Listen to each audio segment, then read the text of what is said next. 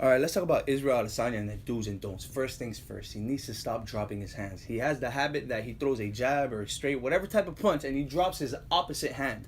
Now, you see this with Anderson Silva. You've seen this with Kevin Gastelum. You've seen this in his glory kickboxing days.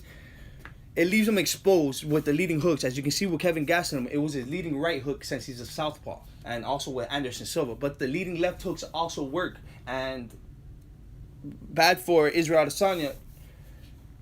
Robert Whittaker's left hook is a big problem, and as you can see there, a left hook was what knocked him out when he fought Alex Pereira in kickboxing.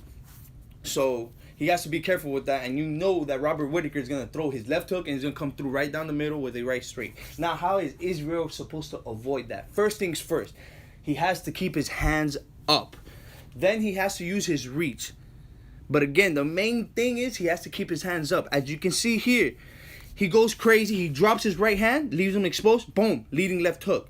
Now, that leading left hook is very dangerous coming from Robert Whittaker. He has to be able to pick off his shots, be able to go right down the middle. Let's talk about the do's and don'ts for Robert Whittaker. He needs to avoid bending his knees and fight more straight up. Reason being, he's fighting a tall, lankier person in style bender. When you bend your knees like that and fight shorter, you're going to leave yourself exposed to a front kick directly to the face.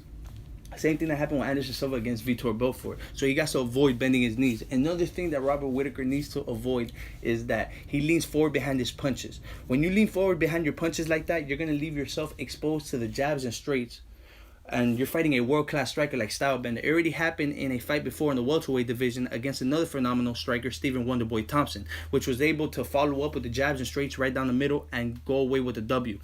So how is Robert Whittaker going to beat Israel if Israel got more reach than him? He has to fight him with his leading hooks. He has to be able to set up the hooks. He's going to have to be able to mix it up.